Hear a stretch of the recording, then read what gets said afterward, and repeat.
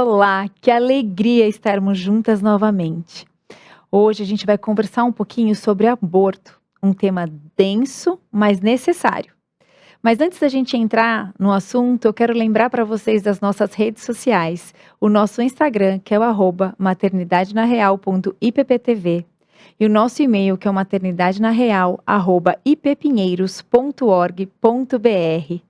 Conversem conosco através do chat, a gente sempre está presente, uma de nós sempre está respondendo tudo que está acontecendo aí no chat. Essa participação é de extrema importância para a gente. E como a gente estava falando, aborto é um tema denso, mexe com as emoções das mulheres, ele acontece em torno de 10 a 25% das gestações nos dias de hoje. Eu estava estudando sobre o assunto e descobri que o primeiro país que legalizou o aborto foi a União Soviética em 1920. Então é um assunto que a gente já está tratando há mais de um século e existe uma grande dúvida em cima dele. E para a gente conversar sobre esse assunto, estamos aqui hoje, eu, Elza e o pastor Arival. Pastor, obrigada por estar aqui com a gente para conversar sobre esse assunto. Um privilégio muito grande estar aqui com vocês. Esse programa que já caiu aí no gosto popular, né? Maternidade na Real.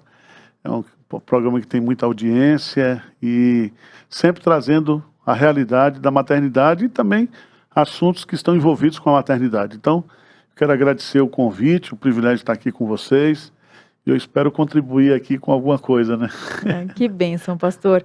E antes da gente entrar no assunto, eu quero chamar um vídeo. O Tudo Mais gravou um programa sobre aborto com a doutora Denise. E eu quero pedir para rodar esse vídeo. Ela mostra um ultrassom de um bebê com 6 semanas. Vamos ver o vídeo? Pode rodar.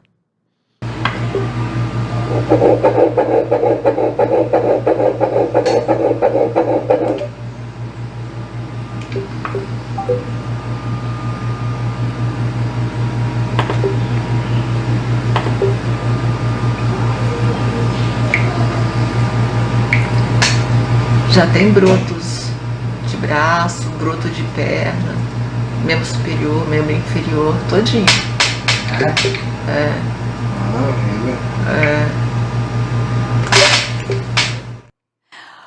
Uau! Tem um lindo. outro. Vocês ouviram, gente, o barulho do coraçãozinho, o sonzinho? Vocês ouviram? Tem um outro aí que eu acho que tem bem o coraçãozinho. Vamos colocar de novo para ouvir, que eu quero que as pessoas escutem bem o coraçãozinho batendo.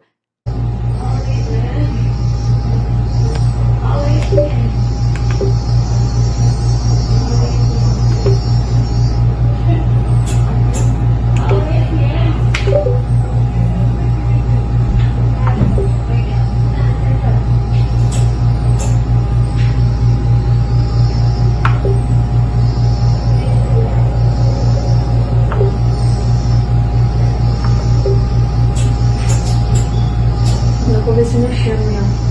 É?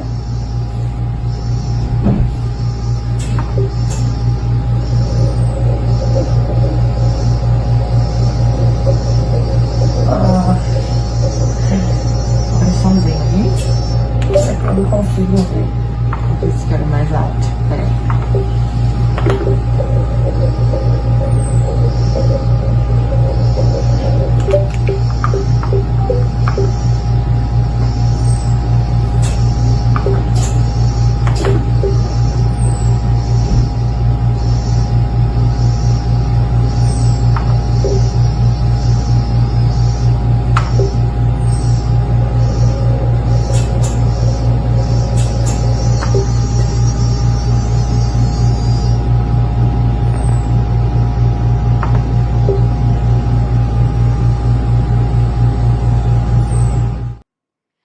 Ó, para nós aqui, que eu tô vendo, assim, acompanhando, é emocionante. É sempre emocionante, todas as vezes. Todas as vezes. Todas as vezes. Eu me emociono sempre que eu vejo a vida começando. Ai, gente, que É. coisa mais linda. É muito doutora. lindo. É lindo, né? É muito lindo. E aí eu queria até já fazer essa primeira pergunta, né? Quando ali nós já ouvimos o coraçãozinho com 6 semanas. Quando é que a gente já considera vida, doutora? Então, pelo Código Civil do Brasil, a gente considera a vida a partir da fecundação, que já é o óvulo, né? que alegria e que emocionante é ver isso. Toda vez que eu assisto essa cena, eu lembro do meu primeiro ultrassom, ouvindo o coraçãozinho do Rafael, e realmente é muito emocionante. É difícil conter as lágrimas quando você ouve a primeira vez o coraçãozinho. E o pastor Arival, ele escreveu esse livro, tá lançando esse livro, Aborto. Pastor, eu já vou passar a palavra para a Elza para ela fazer a primeira pergunta, porque a gente tem muitas dúvidas aqui. Tá bom. Então, eu convido vocês, né, a ficarem aqui conosco para a gente conversar sobre esse tema tão polêmico, delicado e principalmente atual. Eu não sei se você já tem a sua opinião formada acerca do aborto ou não, e se tem, se você conseguiria argumentar de acordo com seus princípios. A notícia mais recente que a gente teve aqui, fazendo as pesquisas, foi dia 6 de março. Uma mulher chamada Isabel Spurs, ela foi detida pela polícia na Inglaterra, porque ela estava orando em silêncio próximo a uma clínica de aborto. Ela já tinha sido presa em dezembro, né, do ano passado, e tinha sido absolvida em fevereiro desse ano, e agora em março já novamente detida. O parlamento da Inglaterra, eles vão decidir se orar em silêncio próximo a uma clínica de aborto será ou não considerado crime ofensivo àqueles que usam daquele serviço. Então, pastor, veja bem, ela não estava falando, ela não tinha um panfleto, ela estava parada orando, né? E ela argumenta que ela estava sendo presa porque ela estava tendo pensamentos, né? E oração. Bom, aqui no Brasil, o aborto induzido, ele é considerado, sim, crime contra a vida humana. Ele é previsto no Código Penal. Uma mãe que aborta, ela pode ser detenta por 1 a 3 anos, quem faz o procedimento de 1 a 4, e se o procedimento é feito sem autorização da mãe, de 3 a 10 anos. Bom, só em 3 casos aqui no Brasil que ele não é considerado crime. Quando é risco de morte para a mãe, quando o bebê é anencéfalo ou em caso de estupro. Essas 3 situações, a mãe tem um amparo legal, tem o apoio do sistema de saúde pública para fazer o aborto. Só que, assim, em outros países, o aborto, ele é legal.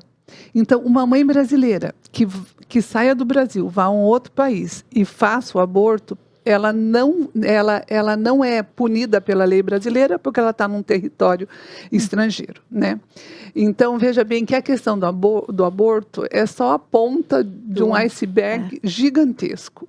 Porque, por exemplo, se aqui no Brasil se o aborto não é legal, você pensa, bom, se é contra a lei, então é pecado. E a hora que legalizar, deixa de ser pecado?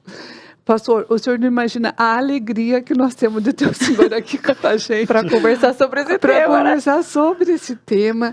Então, eu ia pedir para o senhor, pastor, para começar a nossa conversa, fazer uma contextualização de lei, de sociedade, de saúde pública e das crenças acerca do aborto. Tá bom.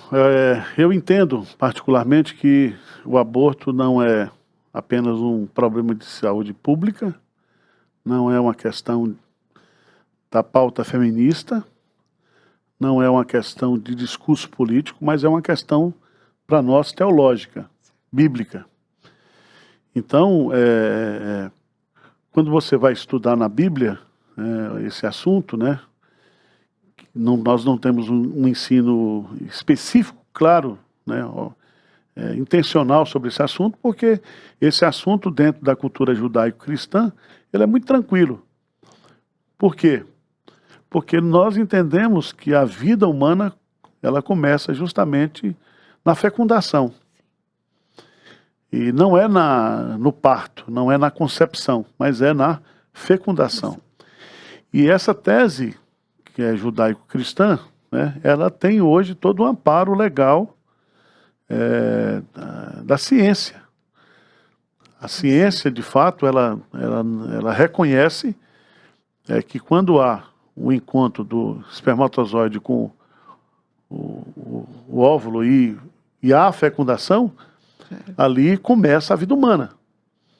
E nós entendemos que matar uma criança com 2 meses, 3 meses, é um crime, como se você estivesse cometendo após o parto, ou na idade adulta e tal. Então, nós entendemos que potencialmente, e isso está claro, né, através da ciência que trabalha com essa questão da embriologia, que não se existe discussões sobre isso na ciência, né? Então, eu creio que aqueles que defendem o aborto, eles têm argumentos ideológicos, têm argumentos políticos, né?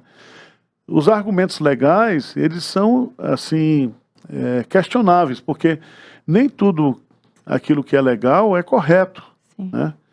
Então, se, por exemplo, se legaliza o aborto, né? Se legaliza a eutanásia, né?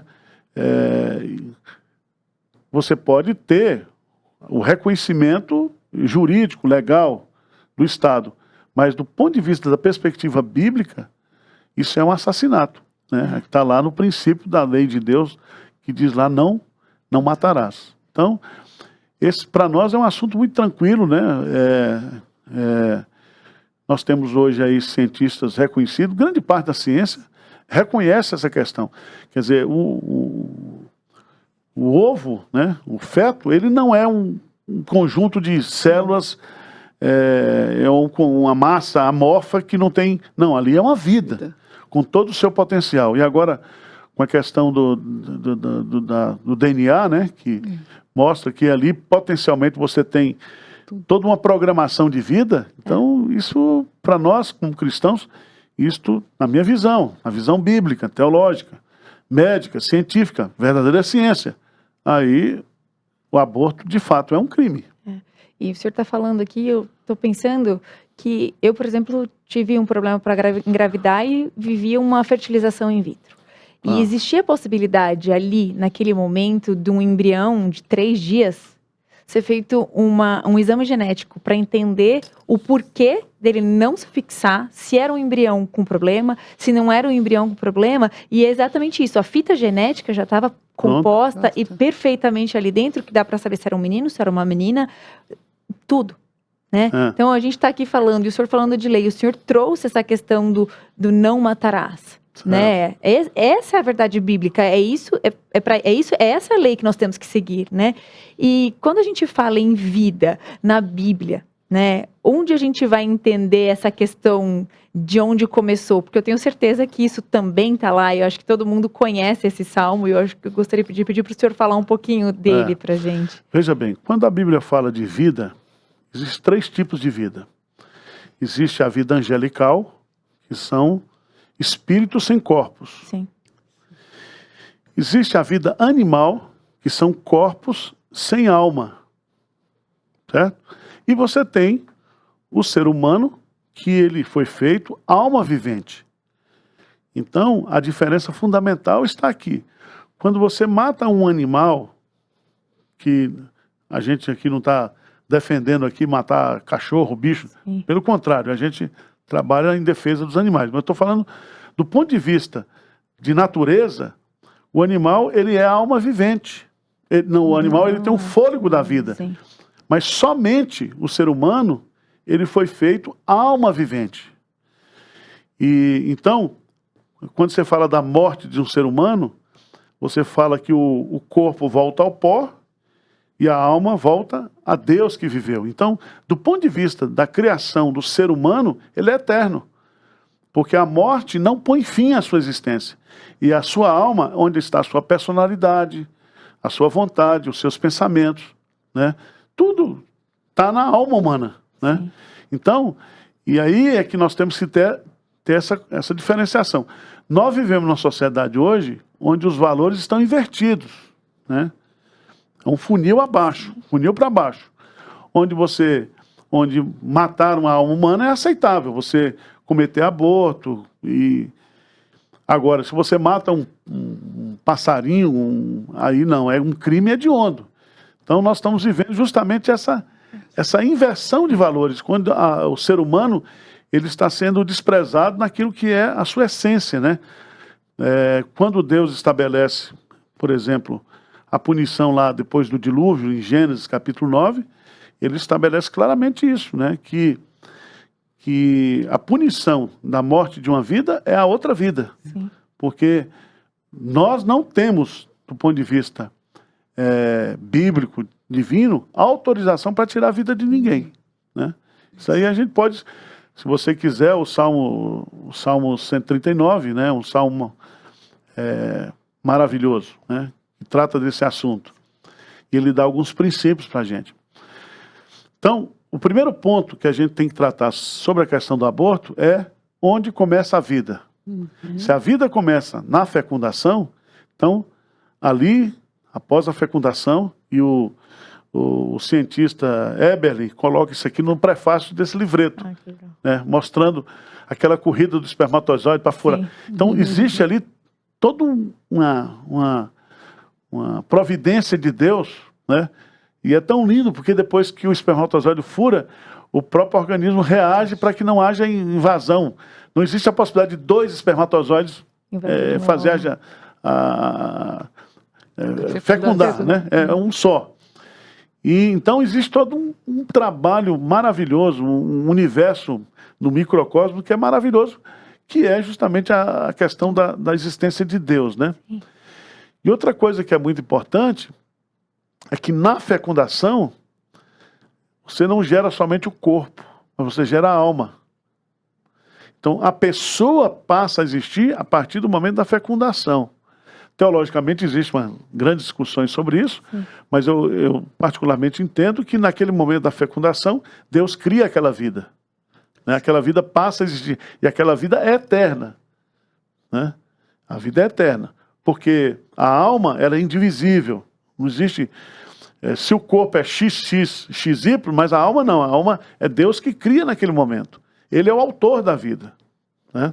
A vida passa a existir a partir daquele momento. E lá no Salmo 139, nós temos alguns pontos que eu abordo aqui no livro, né? Fazendo a exegese hebraica do sentido do texto. Primeiro, Deus é o Criador. E como Ele é o Criador, Ele é o dono de toda a vida. Então, eu não tenho autorização do Criador para tirar a vida de ninguém. Então, uma mãe que ela se acha dona do seu corpo e ela acha que aquela criança que está ali dentro dela não é uma extensão do seu corpo, né? Ou é um apêndice, uma amígdala, e ela quer tirar, ela está cometendo um grande engano, porque ali existe uma vida, potencialmente, certo? E é Deus que criou essa vida. Então, somente Deus, do ponto de vista bíblico, tem o poder para não somente dar, mas também para tirar a vida. Outra coisa muito importante que o Salmo 139 nos ensina é que o ser humano ele é diferente de todas as outras espécies. Quando Deus foi criar as outras espécies, Ele simplesmente determinou. Haja. Quando Ele vai criar o ser humano, né, Ele vai criar o ser humano à sua imagem e à sua semelhança. E ao criar o homem, Ele cria do barro o homem, depois Ele cria do homem a mulher, da costela do homem, para mostrar para a gente que o homem ele é diferenciado, ele é diferente. Quando você discute esse assunto aí da imagem e da semelhança de Deus, todos os seres criados por Deus, seja aves, répteis, eles se relacionam com Deus pelo instinto. Somente o ser humano tem a capacidade, por ter a imagem e a semelhança de Deus, de ter um relacionamento afetivo, né, recíproco, né, porque o mandamento de amarás o Senhor teu Deus de todo o teu coração não foi dado para nenhuma espécie, é só exclusivamente para o ser humano. Então, somente o ser humano pode se relacionar com Deus em amor. E a prova disso, depois do pecado, é que Deus, né, em Cristo Jesus, Ele se encarna, Ele se faz homem. Ele não se faz qualquer outra espécie, né? Porque ele se identifica com o homem, né? E a ideia é justamente essa, aquilo que o pecado destruiu, né, separando corpo e alma, Jesus Cristo vem para nos trazer a salvação e para fazer com que o corpo e a alma novamente voltem a se conviver de uma forma fraterna, que é a doutrina da ressurreição bíblica. Mas Deus criou o ser humano de forma singular, né? Eu acho muito bonito quando Davi diz: pois tu formaste o meu interior, tu me teceste no seio de minha mãe, né? Essa palavra aqui, tecer, é quase aquela para tricotar, né? Quer dizer, que significa que cada ser humano, ele é uma obra do oleiro, né, divino, do arquiteto divino, que vai trabalhando ali os detalhes da vida das pessoas. É tanto, Elza, que do ponto de vista da genética, não existe ninguém igual. Né? Não existe uma repetição de DNA. Todas as pessoas, elas são únicas, elas são singulares. E Davi coloca isso de uma forma majestosa aqui, né? Quando ele coloca aqui no Salmo 139. Uma coisa linda que eu acho que eu também é que Deus, ele cria cada ser humano com um propósito. Uau. Né? No Salmo 139, ele diz lá, né? Os teus olhos me viram ainda, substância uniforme, e no teu livro foram escritos de todos os teus dias, cada um deles escrito e determinado. Né? Então, por exemplo, você pega os dois filhos lá de Isaac, né? Jacó e Esaú. Eram duas nações que estavam já brigando no ventre materno. Né? Você vai estudando na Bíblia, João Batista, quando ouve a saudação de Isabel com Maria, ele salta no ventre materno. Né? E então, não tem como negar. Paulo, ele diz lá que ele foi escolhido antes da fundação do mundo para ser um... Então, veja a crueldade, né? Por isso que a gente fala que o aborto é um crime hediondo. É que quando você mata uma criança indefesa, quando você derrama sangue inocente, você não está simplesmente matando você está destruindo um projeto de vida, porque Deus teria um projeto para aquela criança, para aquela pessoa que iria nascer. Então, isso o salmista Davi deixa bastante claro para a gente aqui sobre esse assunto. Então, eu estou falando muito, né? Pode falar, pastor. Toda criança, né, que foi fecundada tem o direito de nascer. Tem o direito de nascer. Se a mãe não quer, por N razões, se foi um estupro, se foi uma gravidez indesejada, se foi muitas vezes o resultado de um sequestro relâmpago, alguma coisa assim, tudo bem. Ela pode abrir mão. Ela pode casar, ela pode ser uma mãe solteira, ou ela pode também fazer aquilo que a gente chama de doação. Né? Quantas famílias estão aí, casais na fila de adoção, querendo? Né? Então, o que não justifica é você tirar a vida daquela criança. Sim. Quer dizer, você não tem autorização bíblica para isso. A gente entende o drama que uma mãe vive numa situação dessa, né, pastor? Quer dizer, eu acho que eu entendo, porque a gente não tem a dimensão. Mas essa beleza do que Deus fez, né, as fases lá, né, embrionária, a fase fetal, depois o recém-nascido, essa maravilha, esse milagre que é a concepção, a vida. Agora, né, o que acontece? Essas campanhas, eles querem dizer que, enquanto feto, é só um grupo de células, não é uma pessoa. Mas isso é uma ideologia. Então, isso não tem, primeiro, não tem fundamentação científica, nem bíblica. Não tem bíblica nem filosófica. Isso. Não existe. Exatamente. Entendeu? A pessoa que defende que uma vida não começa na fecundação é uma questão ideológica. Por isso que eu questiono aqui alguns crentes, alguns cristãos que se dizem a favor do aborto. Exato. Eu acho que você precisa fazer uma releitura da Bíblia. Você precisa ler a Bíblia como ela ensina. Entendeu? Agora, o que eu acho que a gente precisa pensar direitinho, e aí vem a questão do papel da igreja, né? Exato. Primeiro, de pregar contra o aborto. Segundo, da gente acolher essas pessoas e cuidar dessas pessoas que tiveram uma gravidez indesejada. Né? Vamos colocar um exemplo aqui que está acontecendo muito hoje, que é a gravidez na adolescência. Sim. Exato. Meninas de 14, 15, 16 anos que engravidam, Sim. né? E às vezes engravidam por uma prática sexual inconsequente que é, de uma certa forma, motivada pela sociedade hoje. Exato. Essa menina, ela vai ter problemas sérios, né? Ela está queimando etapas na vida dela, ela está trazendo para a adolescência algo que ela só viveria lá adiante, né? Traz sofrimentos para os pais, para a família. E aí você tem que acolher essa pessoa, você tem que cuidar dela, né? Primeiro incentivando para que ela não cometa o aborto, né? É um trabalho muito mais preventivo, de prevenção. E segundo,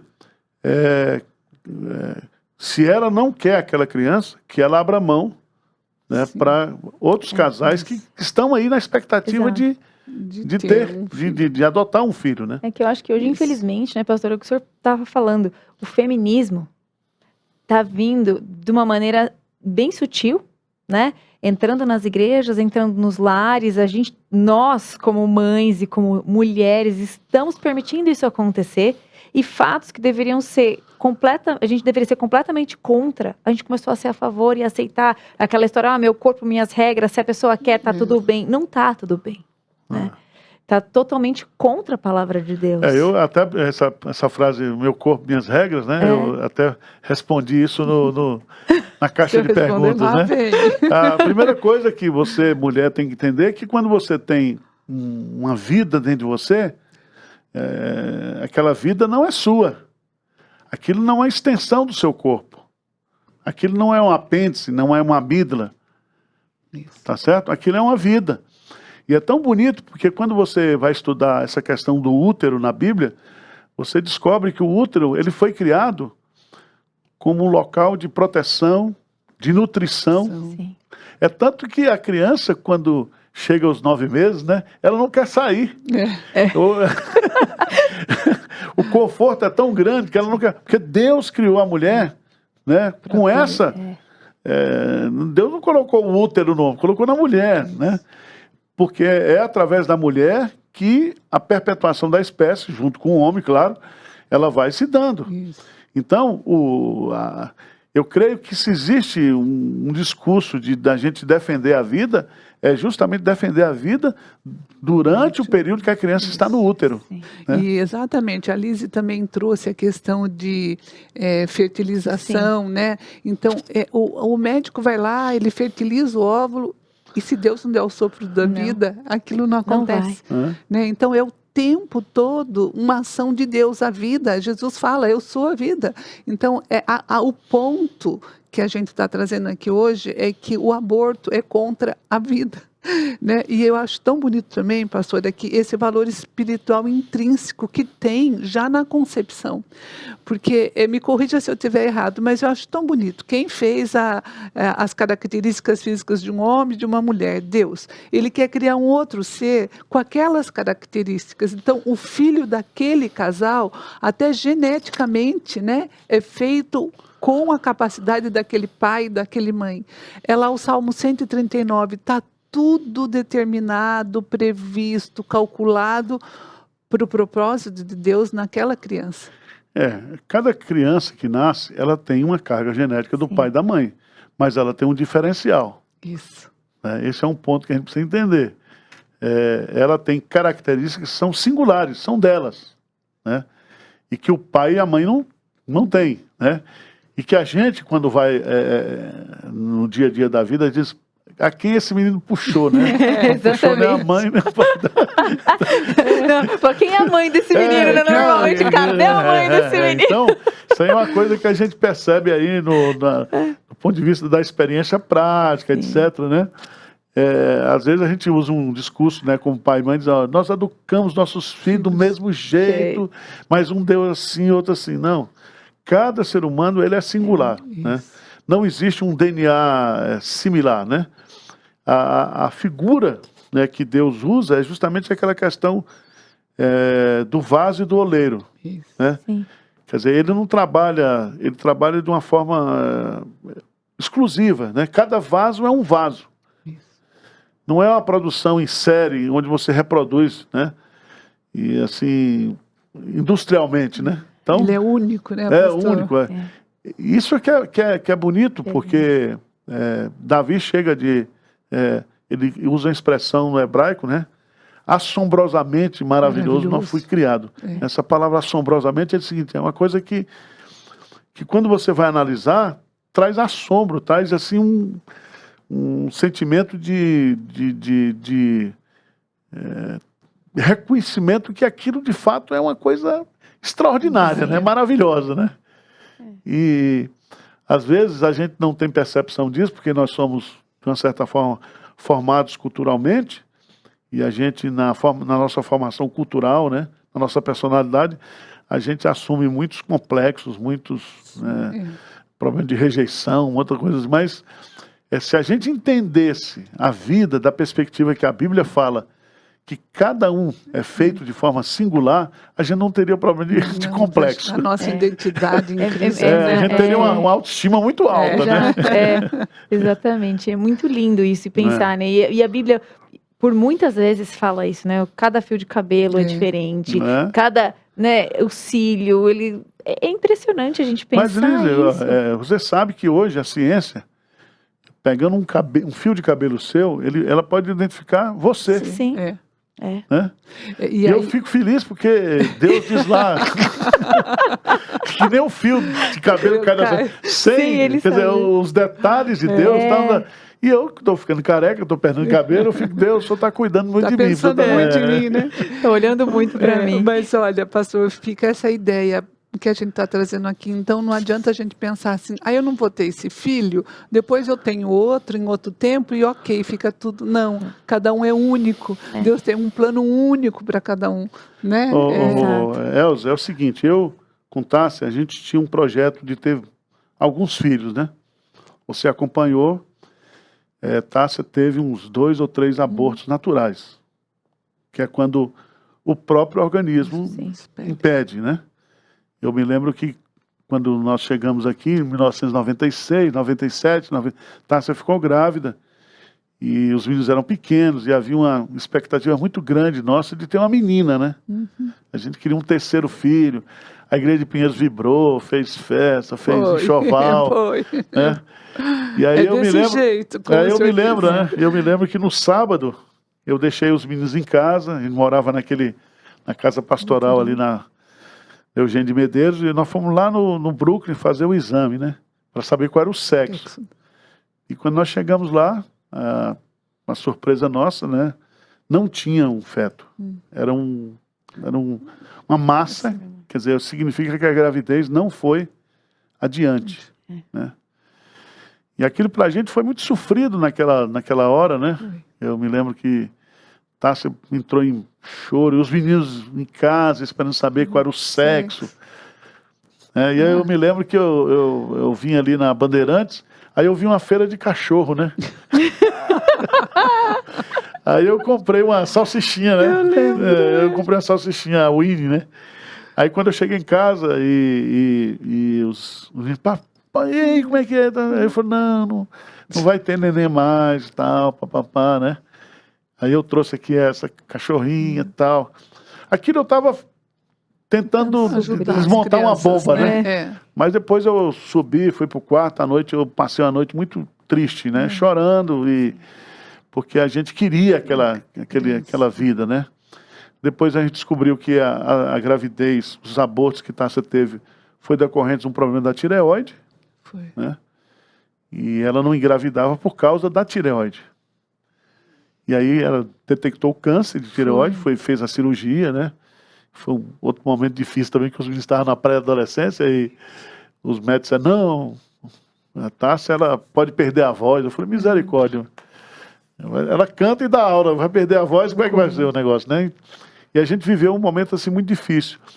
Mas é uma coisa que sempre a gente tem vivido e tem acalentado, é que quando nasce um bebê, quando nasce uma vida, é porque Deus tem algum projeto novo, né? Eu fico olhando lá para a história de Moisés, né? Os pais dele viviam um tempo difícil de escravidão e Deus muda a história através do nascimento de um bebê. Como o Natal, né? Deus muda a história porque um bebê nasceu. Então, eu acho que cada vida é preciosa, cada vida que nasce, Deus tem um projeto, um plano maravilhoso. Então, nós não podemos, de maneira nenhuma, como cristãos, como seres humanos, defender a questão do aborto. Sermos favoráveis à prática do aborto. É muito triste a gente ver cristãos fazendo isso. E eu vou interromper um pouquinho o nosso papo para chamar o nosso quadro Aprendendo com o Pai. Pode rodar o quadro.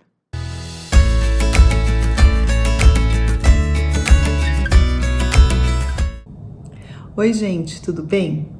Hoje, dentro do nosso tema, aborto, eu gostaria de convidar você a ler comigo o que está lá em Salmo 139, dos versículos 13 a 16, que diz o seguinte: Pois tu formaste o meu interior, tu me teceste no seio de minha mãe. Graças te dou, visto que por modo assombrosamente maravilhoso me formaste. As tuas obras são admiráveis e a minha alma o sabe muito bem. Os meus ossos não te foram encobertos, quando no oculto fui formado e entretecido como nas profundezas da terra. Os teus olhos me viram a substância ainda informe, e no teu livro foram escritos todos os meus dias, cada um deles escrito e determinado, quando nenhum deles havia ainda. Gente, quando a gente se depara com esse trecho da palavra de Deus, fica evidente que aos olhos do nosso Pai a gente já existia, nós já éramos seres especiais, criados por Ele desde o ventre materno, desde quando a gente não tinha forma. Ele já conhecia e já tinha determinado cada um dos nossos dias. Sob essa concepção bíblica, então, fica fácil da gente entender se há uma vida humana ali, enquanto no ventre materno, ainda como uma substância informe, como a Bíblia diz. No entanto, a gente sabe que muitos de vocês podem ter vivenciado o drama de uma situação de aborto, que traz dor, que traz sofrimento. E por isso, eu quero trazer mais um versículo que está em Salmo, agora no Salmo 34, o versículo 18, que diz o seguinte: Perto está o Senhor dos que têm o coração quebrantado e salva os de espírito oprimido. Se você passou pelo drama de uma situação, seja ela qual for a situação do aborto, esse versículo nos dá a paz e a certeza de que Deus está ao seu lado, sempre esteve e continuará estando perto de você com o seu coração quebrantado, abatido, dolorido por toda a situação. Ele não te desampara, Ele te cura, Ele te sustenta, Ele ama, Ele cuida e Ele resgata.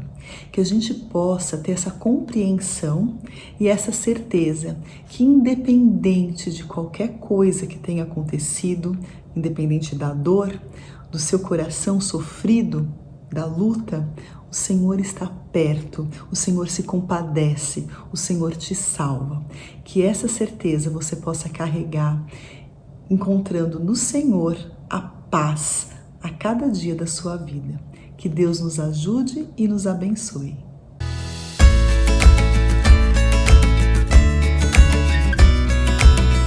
Que bênção que a gente vê como a palavra de Deus é viva e eficaz. E eu agora queria trazer um outro lado do aborto aqui para a gente conversar, pastor. A pessoa que já cometeu o aborto, já fez o aborto, como é que é a vida dela com Deus? Existe perdão para isso? Eu imagino que essa pessoa, ao conhecer Cristo, deve carregar uma culpa gigantesca, né? Porque no mundo tudo é maravilhoso, mas aí quando a gente tem a consciência do pecado, é difícil. Como é que é isso? Ô Liz, é o seguinte, né? Cada aborto, ele tem um histórico, né? Sim. Às vezes, é uma decisão pessoal da mãe, por não aceitar. Às vezes é porque a pessoa praticou um adultério, né? E o responsável, o homem, pressiona para que a mulher tire a vida da criança. É a questão do estupro, de uma situação de um sequestro relâmpago, vai para um baile, uma balada, e ali ela é estuprada, e né? Tem mini casos. Tem os casos também de violência sexual doméstica, né? A gente sabe que grande parte, nós temos muitos casos aí de padastros, né? Que estupram as enteadas e uma série de coisas, né? Até profissionalmente mesmo, né? Às Isso. vezes não está naquele momento da carreira, a Isso. mulher não quer. Isso, né? Então, sempre tem esse aspecto da origem, né? Do histórico do aborto. Agora, olhando biblicamente falando, o aborto é um homicídio, né? Está dentro do princípio de mal, não matarás. E você se lembra, vocês que conhecem um pouco da Bíblia, quando Jesus Cristo veio a este mundo, ele morreu, ao lado dele tinha 2 assassinos, né? E um dos assassinos, né, se arrependeu e ele diz: hoje mesmo estarás comigo no paraíso.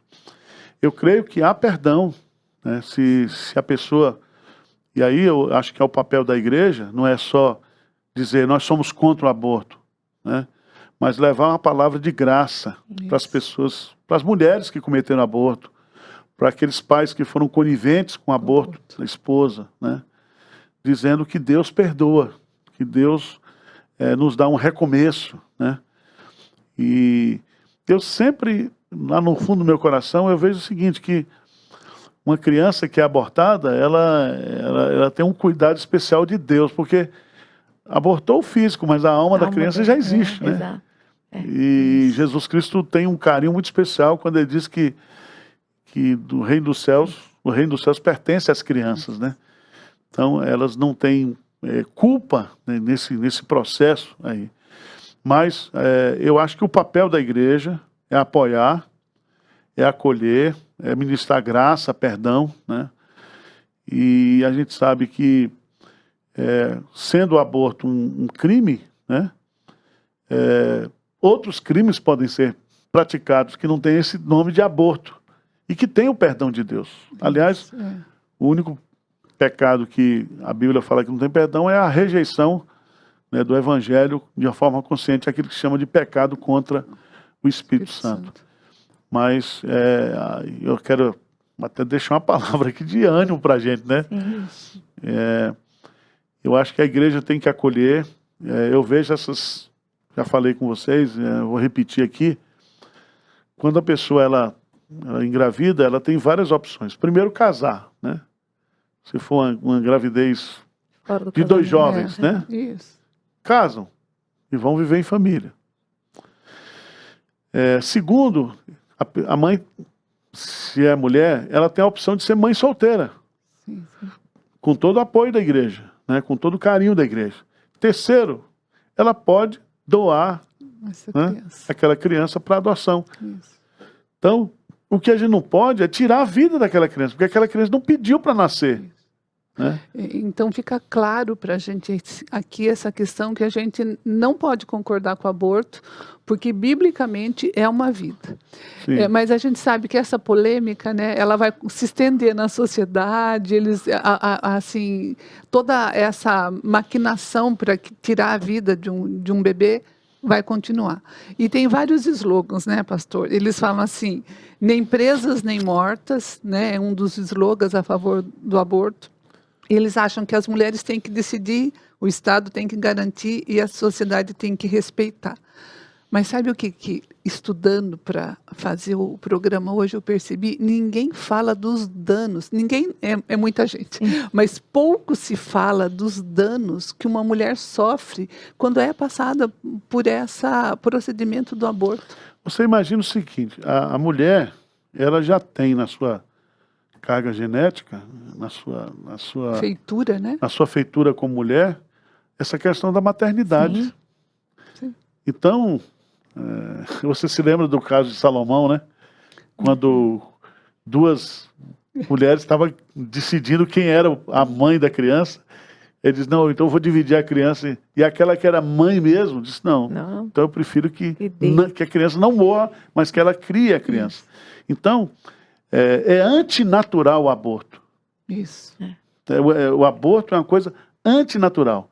Por isso que gera essa questão da culpa, do sofrimento, da angústia, né? Às vezes fisicamente mesmo, né? A mulher passa Física, um emocionalmente, espiritualmente, tudo, né? E pastor, assim, e agora pensando nisso, né? Porque a gente já está falando do aborto, mas a gente sabe o que leva o aborto, que é uma gravidez indesejada. Certo. E muito a gente, como igreja, então nós temos que apoiar, nós temos que acolher, nós temos que apoiar até a criação dessa criança, no sentido de instrução da mãe, de coisas. Mas e as nossas jovens, para não chegar no aborto? Como que nós, como igreja, podemos trabalhar? Esse é o ponto, né? Eu estava escrevendo hoje sobre divórcio e novo casamento, né? E estava justamente refletindo sobre isso, que é mais ou menos parecido com o aborto. Então, se você não quer o divórcio, se você não quer o aborto, você tem que fazer um trabalho preventivo. Isso. Né? Qual é a prevenção? É aquilo que você, a gente que tem filhos, né, faz, né? Pai e mãe, né? Olha, não faça isso, assim, assim. Então, é interessante porque a sociedade ela é hipócrita. Porque ela diz assim, não, eu vou dar camisinha para os adolescentes transarem. Mas depois que um adolescente ela se engravida, a sociedade abandona. Entendeu?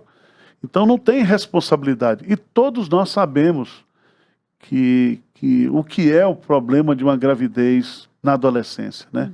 É uma antecipação de sofrimento, não somente para a menina, para as famílias, para todo mundo. Todo né? mundo. É queimar etapas. Eu acho que o que a gente precisa fazer é orientar, né? Orientar sobre essa questão sexual, porque a Bíblia fala que o sexo antes do casamento é pecado, que o sexo no casamento, fora do casamento é adultério, né? Mas que o sexo no casamento é um mandamento. Então a pessoa tem que ter uma vida sexual. Então a sexualidade é uma bênção de Deus. Agora, as consequências de uma prática sexual errada ou fora dos padrões de Deus, isso vai gerar muita coisa, não somente o aborto, mas um monte de outras coisas aí que a gente sabe e a gente acompanha. Tem os crimes passionais, né? Tem um monte de coisas. O sujeito está pronto e às vezes mata a pessoa porque tem um filho indesejado. Então, um pecado sempre traz consequências graves para a vida das pessoas. E eu tenho uma curiosidade aqui, pastor. O senhor está fazendo essa série Relevância, né? O senhor já falou sobre o racismo, nós fizemos um programa aqui, hoje sobre o aborto. Como o senhor pensou isso? Qual a necessidade da igreja? Aonde o senhor encaixou se vergar para estar escrevendo esses temas? A gente pensou o seguinte, né? Quando você pensa em escrever alguma coisa, a gente procura ter a certeza de que aquilo que nós vamos escrever é mais relevante que o silêncio. Então, se é melhor ficar calado, fique calado. Né? Mas agora, o que a gente fez? Né? Nós estamos abordando esses assuntos e estamos estimulando as outras pessoas a escreverem sobre isso, né? O Marcos vai apresentar agora um material dele sobre redes sociais, né? Que legal. E eu trabalhei primeiro a questão de separação igreja e Estado, com essa briga de Bolsonaro, Lula. Então, a gente tentou pautar sobre esse assunto. O outro é viver junto sem se casar, que é uma prática.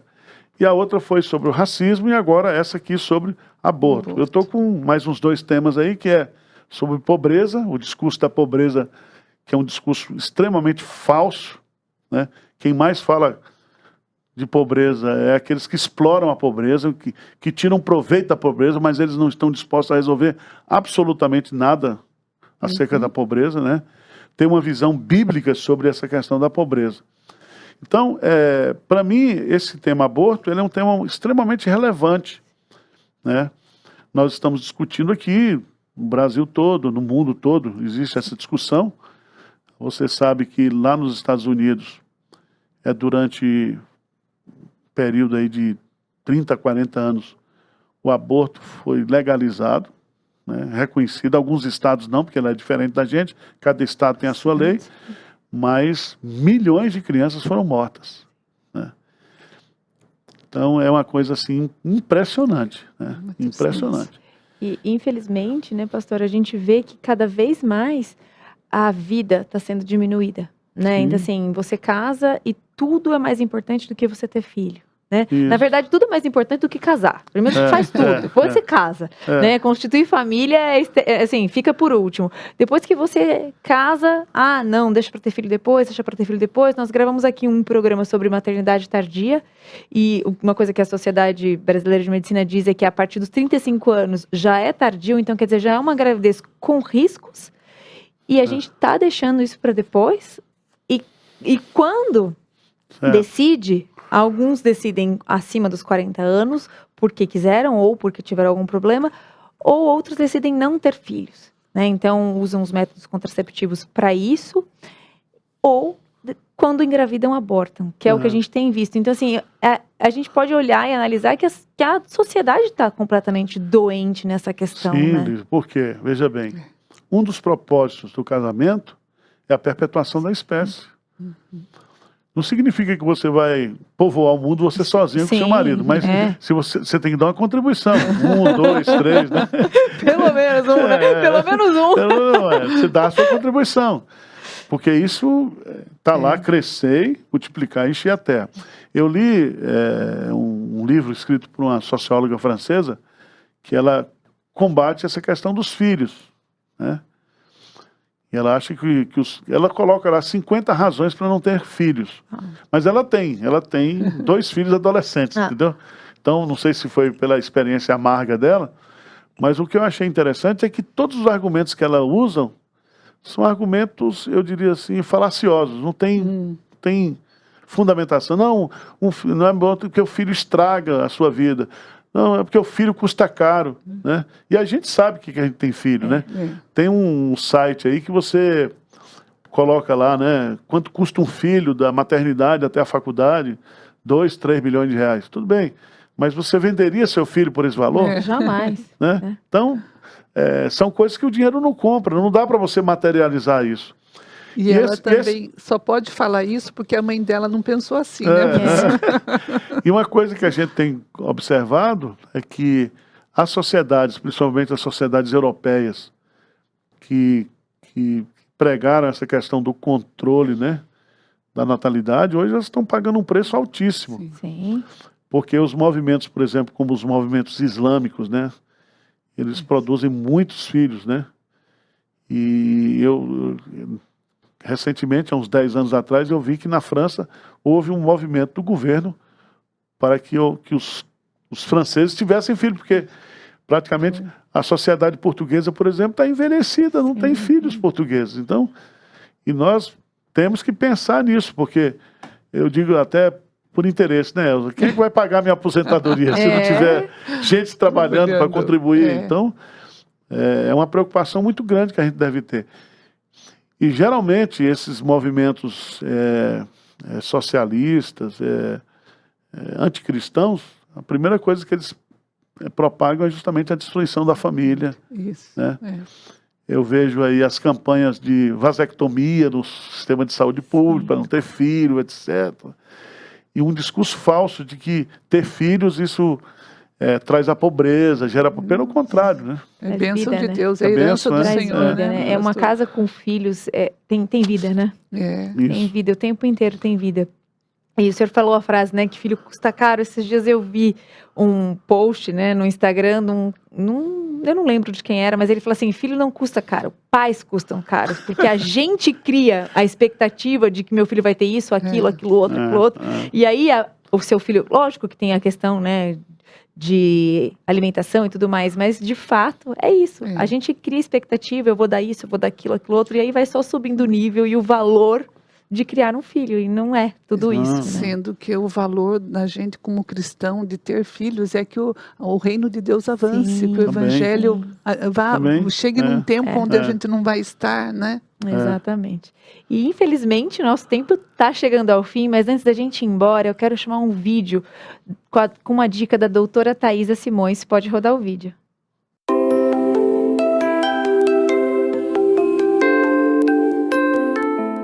Eu sou Thaisa Simões, eu sou reumatologista.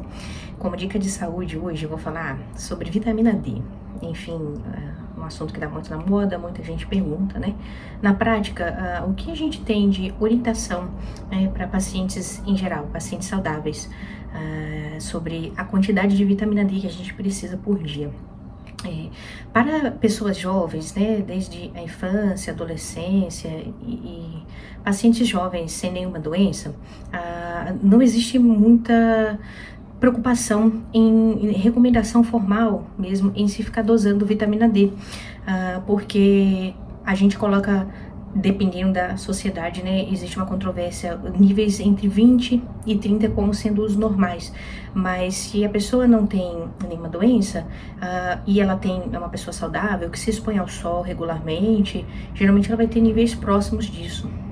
A questão fica muito mais importante na prática quando a gente fala de idosos e principalmente de mulheres depois da menopausa. Nesses casos, onde as prevalências, né, a chance da pessoa ter doenças como osteopenia e osteoporose são muito elevadas, a gente precisa prestar um pouco mais de atenção. E os níveis de vitamina D teriam que ser um pouco maiores nesses pacientes. Acima de 40, por exemplo, mais próximo a 60, tá? Nunca a gente precisa também de níveis de vitamina D muito elevados. Níveis próximos ou que ultrapassam 100 podem ser perigosos, podem causar doença renal, podem causar até cálculo renal. Então, não pode ser usada de uma forma desmedida só por ser vitamina. A vitamina D, ela é diferente das outras vitaminas, ela é ativada na pele principalmente pela ação dos raios do sol, tá? Não é uma vitamina que ela está amplamente disponível pela alimentação, como as outras. Até tem quantidades pequenas de vitamina D em alguns alimentos, mas a via que a gente forma a vitamina D é através da luz solar. Então a gente preconiza, né, que entra também na questão de cuidados com a pele, câncer de pele, envelhecimento, tomar sol diariamente antes das 10 ou depois das 16. Porém, essa recomendação, para se manter um nível alto nessas pessoas de risco, né, para osteoporose e osteopenia, que são idosos ou mulheres depois da menopausa, ela teria que ser todos os dias e com o mínimo de roupa e sempre nesses horários. O que algumas vezes é impossível. Por exemplo, algumas cidades que têm baixa luminosidade, como São Paulo está sempre nublado, ou locais que têm mais poluição, em que não é possível, mesmo que a pessoa tenha o tempo e a disposição e tenha a oportunidade de estar ali, né, com o equivalente à roupa de banho para tomar o banho de sol todos os dias nos horários corretos, nem sempre ela vai conseguir. Então, nesses grupos, a gente faz a dosagem e se preocupa com a suplementação. Existem suplementos que são diários, de 1.000 ou 1.200 ou 2.000 unidades de vitamina D por dia. Existem cápsulas que são semanais, né, que varia de 10.000, 14.000, podendo ser prescrita sempre pelo seu médico. Então, a orientação que fica a vitamina D é importante. A gente não precisa se preocupar em extrapolar essa quantidade, pensando em imunidade, né? Não existe comprovação sólida de que níveis muito altos vão ser diretamente proporcionais a uma imunidade muito alta. Mas a gente deve se preocupar, em especial, pensando nas doenças osteometabólicas, né? Dentre as quais a osteoporose e a osteopenia, que são mais prevalentes em mulheres depois da menopausa.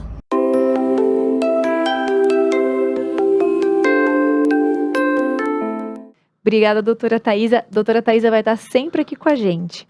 E antes da gente ir embora, pastor, eu quero te pedir, por favor, para o senhor deixar uma palavra final para o pessoal que está em casa.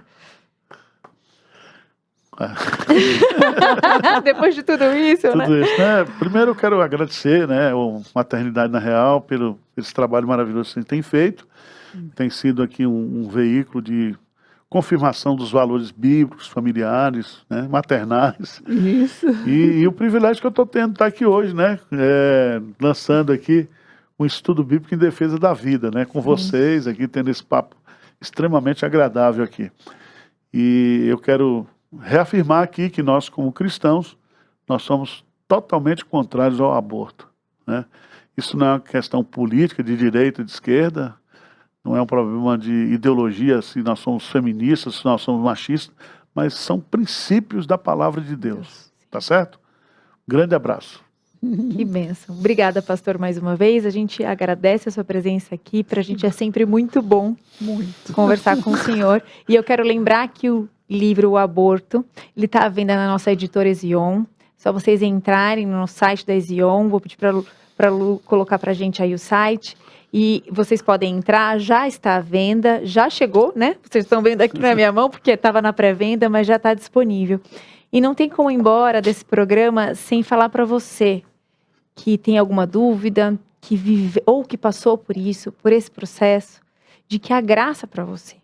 Sempre é possível, aos pés da cruz, você ajoelhar e pedir para Deus transformar toda mágoa, toda culpa, todo desejo que você tem interno de não ter, ou de não criar, ou de não passar por essa gestação por algum motivo que ela aconteceu. Deus está disposto, está disponível.